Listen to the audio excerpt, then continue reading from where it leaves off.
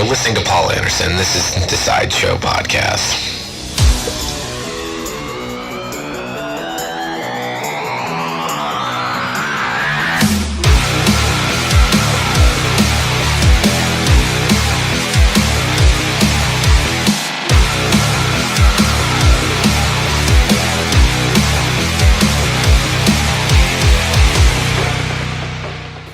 Hey, what's up? This is Paul Anderson, and you're listening to the Sideshow PC. I'm just going to start this right off with an apology. This week, if you're listening to this on YouTube, my camera's acting up, and yeah, that sucks. And there's going to be no green screen this week. I'll figure it out for next week. No big deal. But we're going to start on another note. I got a really good guest this week. I'm going to be joined by Mr. Hugo Romero, and he is the drummer for the band Bonebreaker, and they're from Tijuana, Mexico. And I like this because Bonebreaker I've been listening to for a good couple weeks. How I stumbled across this band is actually pretty cool. Ever since I started this podcast, I've been, noticing a lot of bands, liking and posting, and, certain names and things kind of catch my eye, so I check them out. And having Spotify, which is great about the internet nowadays, is I could have endless opportunity to honestly check out new bands on a daily basis. During my daytime job, I listen to music all the time. So Bonebreaker, I ended up downloading their EP, or actually uploading their EP to my phone and listening to it at work, and they wowed me, so I reached out to them, and I ended up talking with Hugo a little bit on and off, and I wanted to make this happen. And this band is up and coming, and it's, for me, I think it's a little unusual and different. Not in a bad way, but it's different to see a band come out of Mexico and want to try to tour hard in the United States and be very passionate about playing in a music scene. So that's why I'm excited about this conversation I'm about to have. I think they're one of those bands that you should definitely keep an eye out for.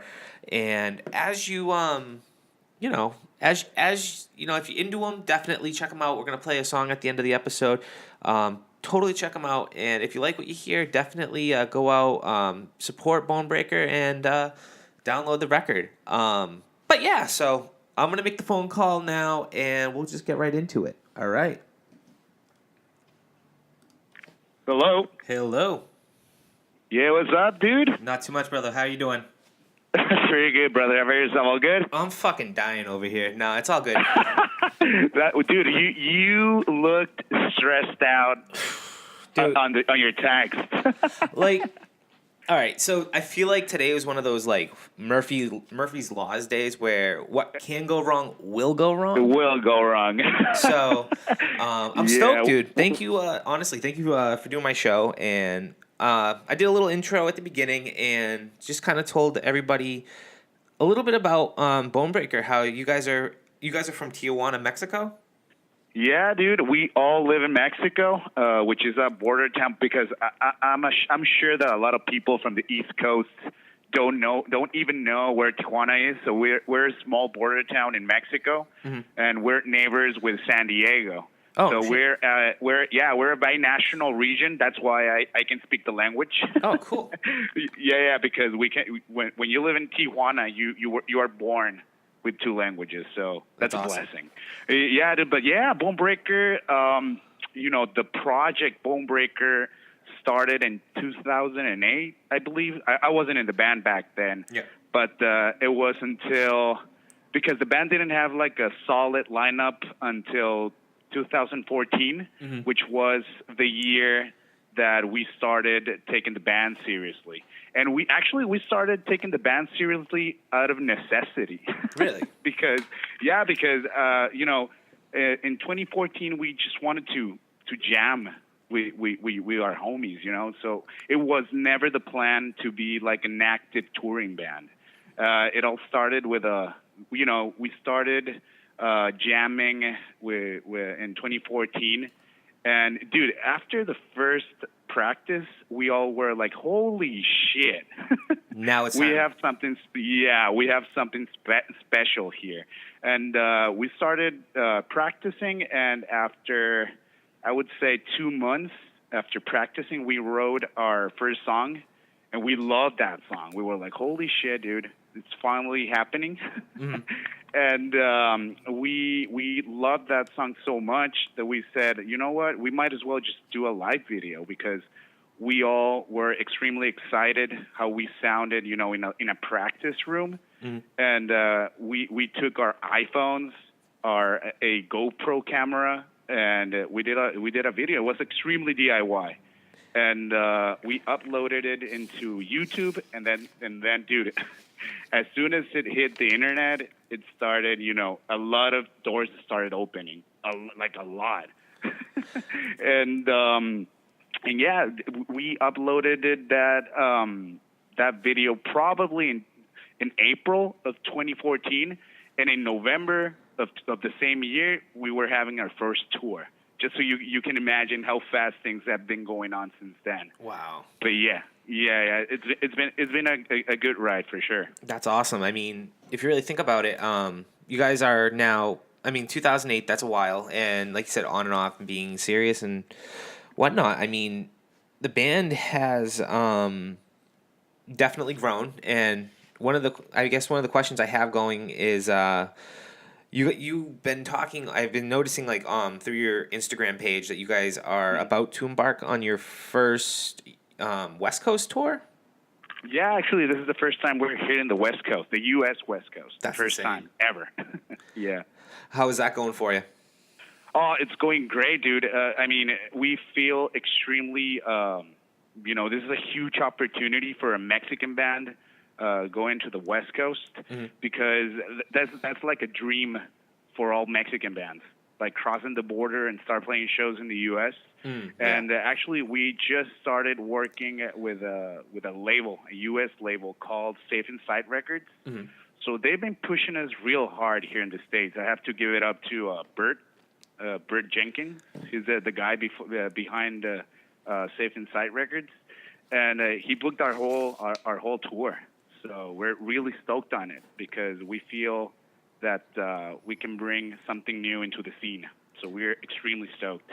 That's one of the things I was saying at the top of the episode was, it is very different to see a band come out of Mexico, and you definitely, I think, offer things not just like to the United States scene, but out in Mexico, is it very uncommon to find a hardcore band, I guess, coming out of that area? Yeah, well, that's like maybe the thing that the whole world thinks, that there's no good Mexican hardcore bands in Mexico. But dude, there's a lot of bands down there. Really? A lot of bands. Yeah. We've been doing a lot of connections since we started in 2014, and we just realized that there's a lot of talent down there. The thing is that language is one factor, because there's not a lot of bands in Mexico which can speak the language, and that's what's holding them back. But dude, there's a lot of bands out there, and we've toured a couple of times in Mexico, and we've done fantastic down there. A lot of kids come out into our shows. The name is getting bigger, so it's extremely unusual though, because that was the thing that I was talking to a friend from the States the other day, because the thing with Mexican bands, in order to get big in Mexico, you first have to get big in the U.S. Really? That's the thing. Yeah, that's the thing here in Mexico, because I don't know, people just like a band just if they see them in the huge festivals in the U.S. and with big shows in the U.S. So the unusual thing that happened to the band was that we started, get a lot of recognition in our country first. So yeah, as soon as the YouTube video hit the internet, a lot of people started, noticing us in our country. So I told the guys, dude, this is so unusual that we need to take advantage of it. So because every Mexican band that has the opportunity to hop into the U.S., that's the first thing they do. So I told the guys, you know what?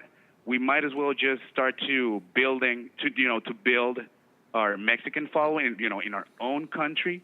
and then come into the U.S. And so there's where we're standing right now. That's awesome, man. I love it. Yeah. You guys put out an EP. It's called Mass Grave. Yeah. And it's fantastic. I mean, that's actually been one on my it's been on my Spotify, and I've been playing it at work a lot. I love it. Thank you so much.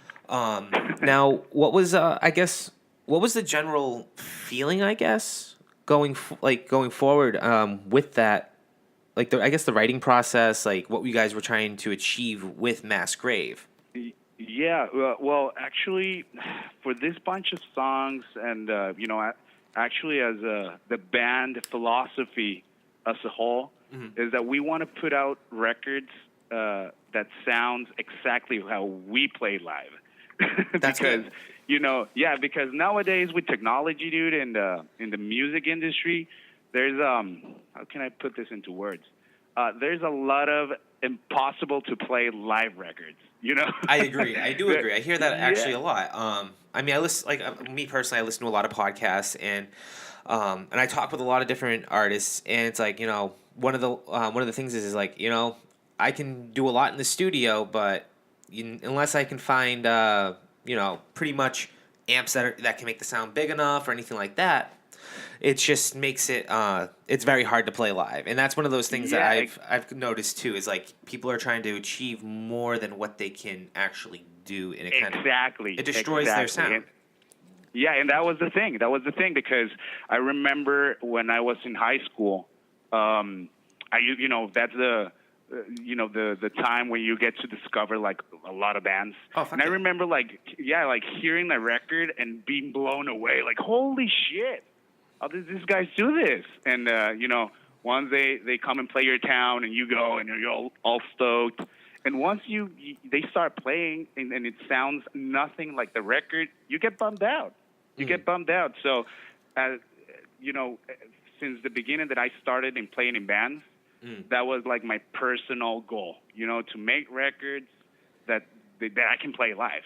So the cool thing about this band is that it's like the collective goal. We are on the same page. We want to be a good live band, and we're in the process. We're still in the process. So yeah, we put out that record, just trying to reflect what we can do live, like every time, and don't disappoint people. I guess another question I have regarding Mass Grave, I guess, is pretty much when you guys were in. Now, where did you guys end up writing this record? Well, actually, this record was made in a studio here in San Diego called Signature Sound Studios. Actually, a lot of bands have recorded there, like Blink-182 and As I Lay Dying and Sublime. A lot of big bands over there. Oh, no. Yeah. And actually, it was recorded and mixed by our guitar player, Arturo. He's an amazing audio engineer. So, and it was amazing, dude, because, when you are in a band and you get to the point where you need to record, you need to have like an engineer there, like a producer that tells you like, oh, you're not playing this right, or you should do this, or blah, blah, blah. And this time it was only the four of us in the studio. So the whole thing was our creation. It was an amazing experience. So yeah, the recording and mixing was made by Arturo. And the mastering was by the guitar player of From Ashes Rise, Brett Boatride. Wow. He's amazing too. Yeah, dude, it's amazing. He's like, holy shit. and another thing is that we put it out ourselves with no record labels, no nothing. We did the whole thing, and so we're pretty proud about it. So you guys ended up building a record, and then eventually, like you said, the label that you're on right now picked you guys up. Yeah, that's another thing, dude, because we love the internet. We're so grateful for the internet because I remember having breakfast with my girlfriend one day, and I got a message from Bert. I remember it. And I saw on the screen, "Are you guys currently working with a label?" And I was like, "Holy shit!" And immediately reply back, and we started talking, and he told me like, dude, I heard your record and it's amazing. I want to put it out. I'm just starting a record label, and it would be great if you guys hop in. And we did. We started planning, and just first of all, we started being friends because he's a hell of a dude. Mm-hmm. And he put out our record in vinyl. So we're extremely grateful. Yeah. And we've been working with him since, and he's been amazing to us. Because he's really helping us putting our name out here in the States, and we're extremely grateful for it. I love it, man. That's a great achievement, being able to do that. I guess a good question.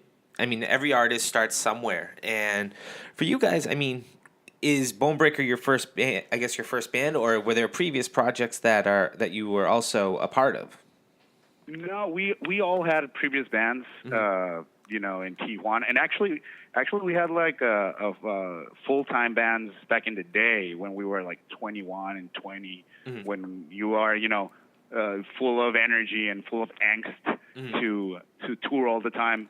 But we just it got to the point where we were touring a lot and it got boring. It felt like a job, so we just quit doing that, and we just wanted to have a band to jam, to just get together with your homies and write music.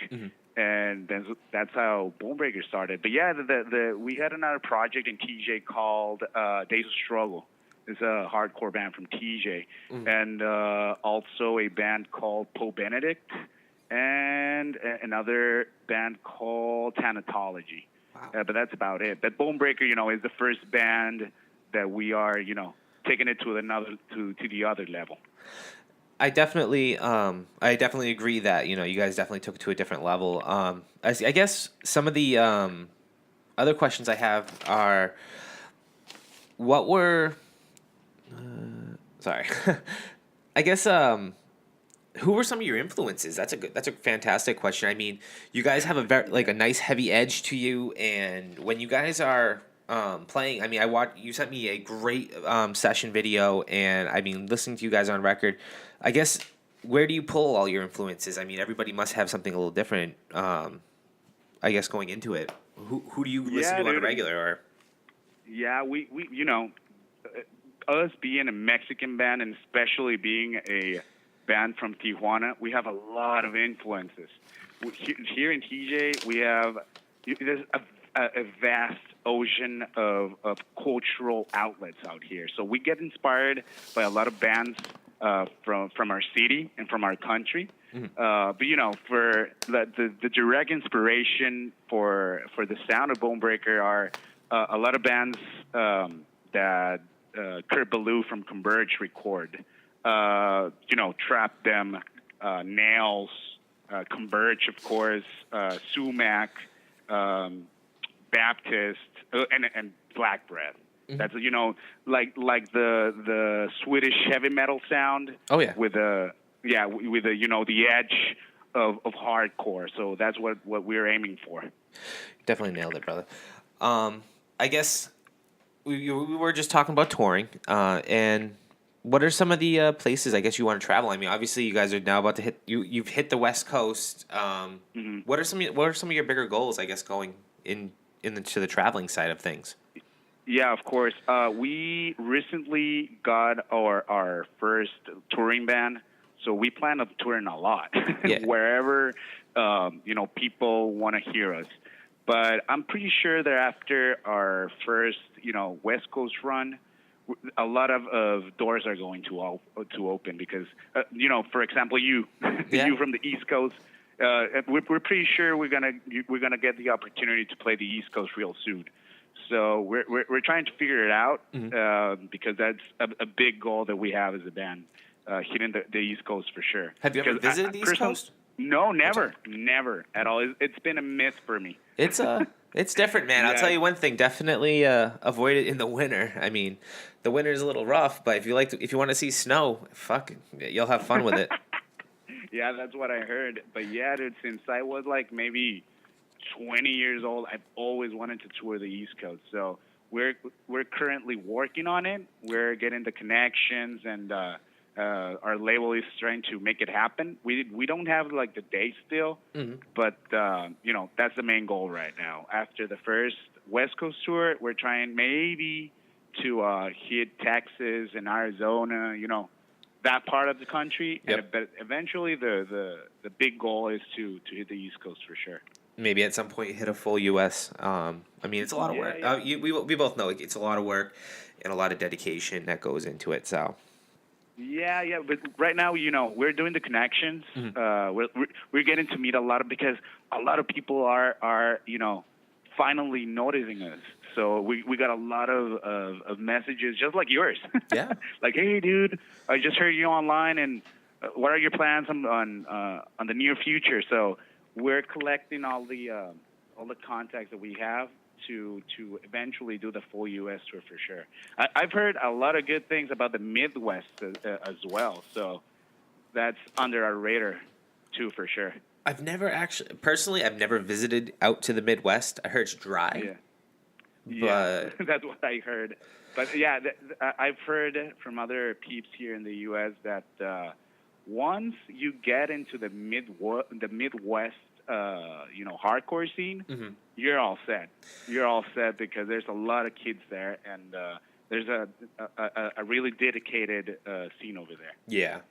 Personally speaking, on the East Coast side, I'm from the Massachusetts area, so Boston has a very, very strong hardcore scene, and a lot of people talk about it as being, I guess, legendary. Where like you said, you had bands like Converge, you have Slapshot and bands like that. You have the area. Boston and Philly and the whole East Coast is just. It's just slewed of it, and it's crazy. Yeah. Even New York. New York is the thing about that I've always heard, and I don't personally want to talk down on it. I love the Boston hardcore scene and all the bands that come with it. I just know it's very it can be a little cliquey, but at the same time though, it's just one of those things that you go out there and you put on a fucking hell of a show. And that's one thing I know that you're telling me about between your records and your live performances is that and that's the key. That's the key, dude. That's what, because back when you're young and you're starting to have bands, you get out of focus of the main thing you should be doing, like it's music, right? Because there's a lot of things involved on having a band. You need to your booking agency and the merchandise. It's a lot of things you need to, be on top of. But that you got lost, and you don't focus on the main thing, which is writing good music. So once you figure out that the main purpose of being in a band is to do good music, you're all set. Everything falls into place eventually. So that's why we always focus on our live show for sure. Absolutely. I'm actually feeling a little unprepared on this question, but what year did Mass Grave come out? Just double checking. When was it? It was last year. July. Yeah, last year. So it's been less than a year, and a lot of things are happening. So now, once you're done with the touring and this album cycle on this, are there plans to start getting right back in the studio and looking into either another EP or a full length? Yeah, actually, we're on the talks on doing our full length on the end of this year. Started recording maybe in November. We're currently the good thing about having an audio engineer in the band is that we can demo the whole year and That's every awesome. day. And it doesn't cost you. It doesn't cost you much, and it definitely you guys can work. At the same time, everybody works on deadlines, which kind of sucks. But that's part of work, I guess. Yeah, dude, but we're currently we are currently writing at the moment, and we're pretty sure we're gonna have the whole material ready by the end of the year, and we're stoked because the record label said to us you know what, we're gonna push you as far as we can with this EP, but once you put out your full length, we're gonna try to take you everywhere. That's awesome. To Europe, and there's a lot of projects. There's a lot of projects for sure, and it's a pretty exciting time to be a band, actually. Now, We're all stoked. Now, do they have a lot of other bands signed to that label, or is it nice? I guess that's a good question. Is like, working with a smaller label, you get that attention, because I mean, I've talked with bands that have been in pretty decent sized labels, friends that work with right now major label artists, and I've heard the DIY scene. It's just, I guess, what's one of the benefits you're getting right now working through a little bit of a smaller label? Do they like definitely give you a lot more attention? Yeah, and we love it. We love it. The main thing that why we love working with a small, DIY record label is that they give us a lot of freedom. They let us do whatever we want. They're just one, they're part of the team, but they're not like the bosses of ours, So we love that part. And the other thing is that, like you said, they give us a lot of attention. They're always talking with us. It's always the same person. Bert is constantly texting us with new plans and new ideas. So we love it. We love it, and we really, really appreciate what those guys are doing right now, because they believed in us before anybody else, and we really appreciate that, because we've been growing together. And it's an awesome feeling right now. That's awesome, brother, man. What is, I guess, right now, what are you listening to as far as music? What is there anything that that really caught your ear that you haven't really shut off? Yeah, dude. Recently, I've been listening to the last record of the Dillinger Escape Plan. Oh, nice. Those guys are fucking amazing. It's funny. I was talking with another gentleman on my show. His name was Tom Lovejoy, and he was from a band called Forever Came Calling. Yeah. And he was actually telling me how great they were too. And I've listened to them on and off. I'd never picked up their last record. Yeah, dude. Totally recommend it. It's chaos, pure chaos. But dude, they're amazing musicians. So there's a lot going on their songs. Mm-hmm. But once you get a hold of them and you kind of understand what they're doing, they're oh my God, you can't even put into words. And we're getting a lot of ideas and influences from them. Mm. So the new material is gonna have a lot of them for sure. Aren't they like on the playing side of things? Like, aren't they very technical? Yeah. Actually, I think they're kind of jazz punk. Okay. Because they have a lot. Yeah, they have a lot of influence of jazz, like classic jazz. Mm-hmm. Jazz players, but they have the energy of a hardcore band. Mm-hmm. They're and actually, have you ever gone into a Dillinger Escape Plan show? I've never been, but I remember distinctly. I always show friends this because there was this one video of the Dillinger's Escape Plan that they were playing in a mall. Yes, when he ran right the fuck across the entire fucking crowd. Yeah, dude. I'm like, dude, you gotta watch this band, and I always show my friends, and they're like, what the fuck is that? It's like, no, you don't understand. Yeah, I think that's the thing. You need to go to one of their shows to truly understand the band, because I've known those guys since I was in high school, but never put that much attention to them, to detail. But it wasn't until I went into one to their shows, and I was like, holy shit, I finally understand what they're all about. And there's a lot of energy involved in their shows. Like, I don't even remember what happened in that half hour. The energy is all over the place. People are flying into the crowd. They're crazy, but I love it. It's a bummer that they are right now. They're done, right? They're gonna be gone. They're gonna be done. As far as I'm. Yeah, this is gonna be their last record. Actually, this is their farewell tour. Oh, they are on their farewell tour. Yeah. Everybody's doing a farewell tour nowadays. Been listening a lot of those guys, and another band I can, is in my constant playlist is Black Breath. Have you ever heard of them? No, I They're have not. they're a band from Seattle. Okay. From Seattle. Oh my God, dude, you need to listen to them for sure. Black Breath? I love, yeah, Black Breath. All I right. love those guys. I'll check them out tonight, and I'll definitely let you know. Yeah, dude. So usually on the show, one of the things that I love to do with the guests is I kind of blindside them with a question, and it's a loaded one. It's it's a game I like to call Desert Island, and you're stuck on an island, and you can bring one record with you, only one. What's that record gonna be? Oh my God, I think I would have to say "Injustice for All" by Metallica. There you go. Now, why is that? Yeah, that's the record that that blew my mind away for the first time. I was like, what am I listening to? I listened to it when I was probably 14 or 15. Mm-hmm. And that record was the record that made me want to do this, And I started playing when I was 14, 15, and I'm 32, and I'm still at this. So I owe everything to that record. So I would say, Metallica. Justice for All. Perfect.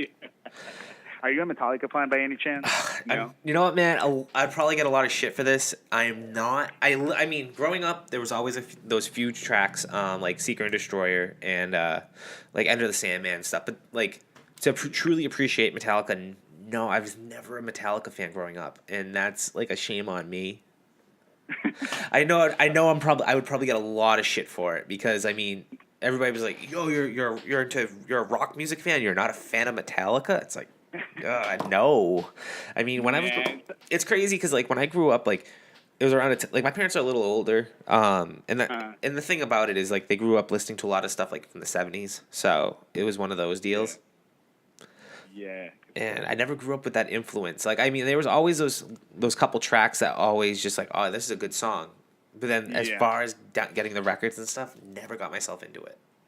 Yeah, that for me was, the first band, like loud band they ever listened to. Mm-hmm. So I will always have like a special place for Metallica in my heart. The thing is like, it's crazy because like, I always get I always get different answers from people because like you'll have people who play heavy music and it's one of the weirdest things, but like this time this answer actually like I can understand it. I always get musicians that play like heavier music or like just like music, but then when you ask them like what's your favorite record that you would take to an island, it's usually like something so fucking far off in left field. It's like, wait, what? It's like, dude, that's just my shit. I play this music and I love it. I love playing what I play, but at the same time, if I'm stuck on a desert island, that's my record. And it's like, wow, okay, Yeah, I love it. I mean, I'm Mexican and I listen to a lot of, regional music and I love it. I love to sing to a Mexican artist. Mm-hmm. But metal and loud music is what gets me going every morning. It's like there's no other feeling like big chunky guitars and the big drums, and it's what I love. That's why I keep doing it after so many years. It's like an addiction. That's awesome, brother. Yeah, it is. So yeah, I'm actually out of questions. I usually love ending the show with actually one of your songs. And I'd love for you to pick a song off of Mass Grave, and we'll play it for the people listening. And hopefully they'll go out there, buy a vinyl, and continue supporting Bonebreaker.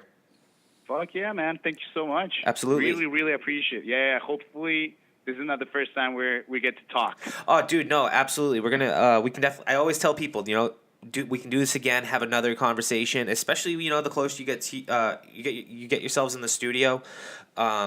I want updates, dude. I love staying in touch with artists. Like a lot of times, like I listen to a lot of podcasts myself, and it's like a one and done interview. But I feel like I can definitely loop more people in and enjoy keeping up with the artists that I talk to. And it's funny just because like I'll be honest with you, like month ago, I probably wouldn't have heard of Bonebreaker. Maybe actually no, maybe 2 months ago I didn't hear of Bonebreaker. But thankfully, like you guys, you kind of you put yourself out there, and you guys caught my eye, and I love the fact that it was like that nice mutual thing. It's like Bonebreaker. Okay, who's this? And then you kind of go out there, and it's very pleasing to see, like, hey, this is fucking awesome. And on top of it, you guys supported my show, giving a like or whatever. That meant a lot to me. So thank you. No, thank you, brother. We'll keep supporting you, the whole time, and really appreciate your time. I appreciate it, brother. So what song do you want to play for the people at the end? I would say, let me see. What's your favorite song out of it? Honestly, dude, Honestly. The title track Mass Grave is fucking badass, and it's a good eye catcher. So I would say Mass Grave for the people. Yeah, let's do that. Yeah, because I'm in love with the whole record. You should be proud, dude. Honestly, I don't have a favorite. I love them all, but that's why I ask you if you like Mass Grave. Dude, Mass Grave's fucking badass. I love it. Yeah, we always thought, like, dude, we need like a fast intro to the record. And, it sounds like boom into your face and all fast. We love it. That's it, brother. All right. I love it, dude. We'll definitely stay in touch, and we'll do this again. Yeah, for sure, brother. Thank you so much, and we'll be in contact for sure. Sweet. All right, everybody. Hey, that was Hugo Romero, and he's from the band Bonebreaker. He's the drummer. Check him out.